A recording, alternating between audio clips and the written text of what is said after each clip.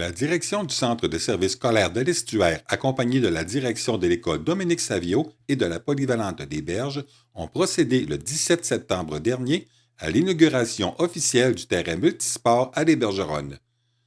Ce projet d'aménagement du terrain situé derrière l'école vient combler un besoin d'avoir un espace de qualité et permettra de bonifier l'expérience sportive des élèves qui n'avaient pas d'endroit pour s'entraîner. Ça partait justement du fait on se pratiquait avec les jeunes, parce qu'à ce moment-là, j'étais enseignant d'éducation physique. On se pratiquait aux alentours de l'école, mais dans des endroits où ça s'y prêtait plus ou moins. Tirer le javelot à côté de l'école, c'est pas toujours super non plus, là. Donc, on voulait avoir des belles installations. On avait une demande, on a environ, je vous dirais, le quart de l'école ici qui participe au championnat régional à toutes les années d'athlétisme. On participe également aux compétitions d'athlétisme intérieur au Saguenay-Lac-Saint-Jean. Puis on a des jeunes qui s'intéressent beaucoup à ça. Ça porte de là vraiment le projet de répondre aux besoins de nos jeunes sur le terrain, puis d'avoir des installations, pour que quand on se rendait à l'extérieur, ils n'étaient pas habitués de travailler avec ces installations-là, de performer là-dessus.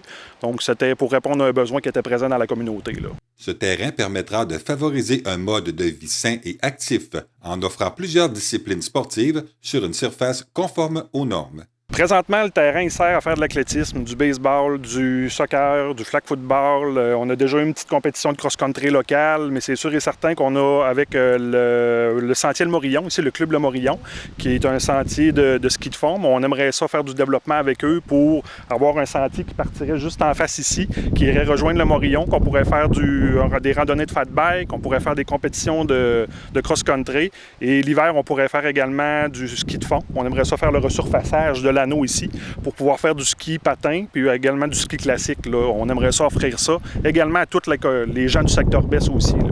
On pourrait même prendre des ententes, puis ça a déjà été discuté un petit peu là, avec la municipalité. On pourrait prendre des ententes pour la location de fat bike et de matériel de ski de fond également, là.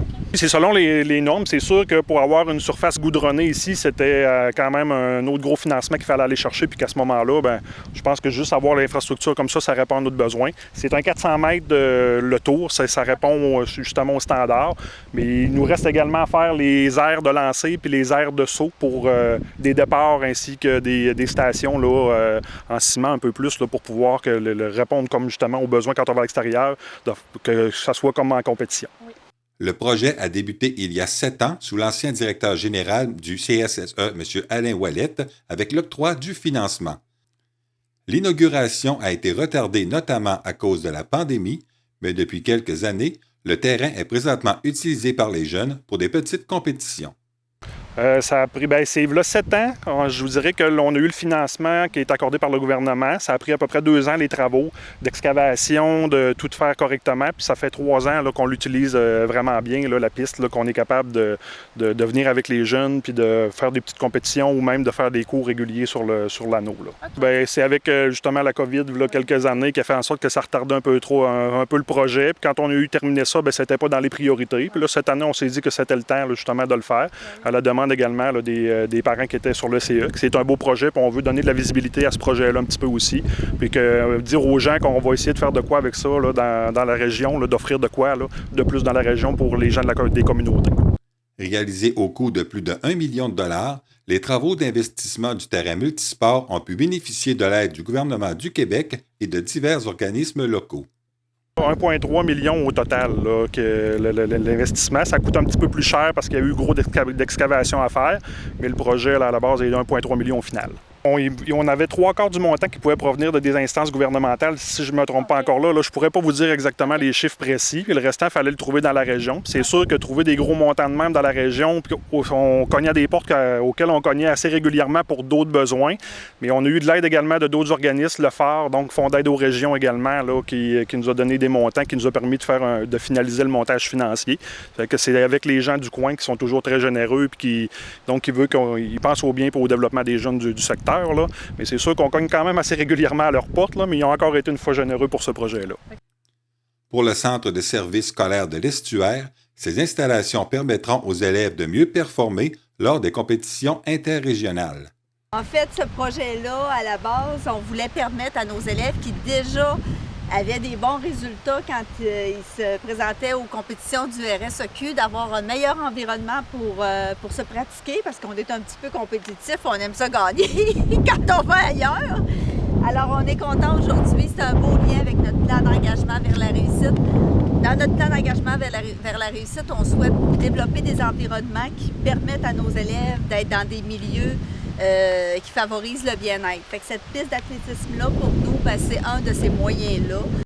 Les citoyens de Les Bergeronnes et des alentours pourront aussi bénéficier de ces installations. Pour la maire Nathalie Ross, ce genre d'infrastructure constitue un plus pour sa municipalité. Parce que c'est super important d'avoir des infrastructures pour une municipalité, que ce soit des infrastructures de loisirs, de sport ou encore pour la culture. C'est super important d'offrir ça à nos jeunes. En plus, je pense que tout le monde peut en profiter. Hein? Je sais qu'il y en a qui viennent se promener aussi autour. Fait que c'est un bel investissement de la part de notre commission scolaire, du ministère et de toute la réalisation du complément de financement aussi que M. Dufour a réalisé avec son équipe. Fait qu'un grand merci, puis j'espère que nos jeunes vont en profiter à plein pour que ça devienne une jeunesse en santé, en forme et dynamique. Même si les commentaires des utilisateurs sont très positifs, le directeur envisage déjà d'apporter des améliorations aux installations. C'est sûr qu'ils étaient contents à l'époque parce que ceux qui avaient vécu l'avant, maintenant de pratiquer sur des installations, ils étaient très, très, très satisfaits, très contents de tout ça. Maintenant, les jeunes, ils arrivent, ils en profitent, c'est super. C'est sûr que là, ils voudraient une surface goudronnée, puis des belles. Ils voudraient un petit plus, puis ça, on verra dans le temps, qu'est-ce qu'on va être capable de faire. Là, on va faire des petites étapes au fur et à mesure, justement les aires de lancer, les aires de saut. Puis pour la suite, on verra par la suite c'est quoi les possibilités dans un futur. Là. On a notre enseignant au primaire, on a également 2 enseignants au secondaire qui en profitent, qui viennent avec les jeunes, donc puis il y a même justement les gens de la communauté, comme Mme Ross le mentionnait tout à l'heure, qui viennent se promener le soir. Il y a des gens qui viennent s'entraîner. Puis quand on va faire offrir le ski de fond et le fat bike, il y a beaucoup de gens qui m'ont dit qu'ils étaient intéressés par ce projet-là également. Là. Donc on va offrir un petit plus pour le secteur.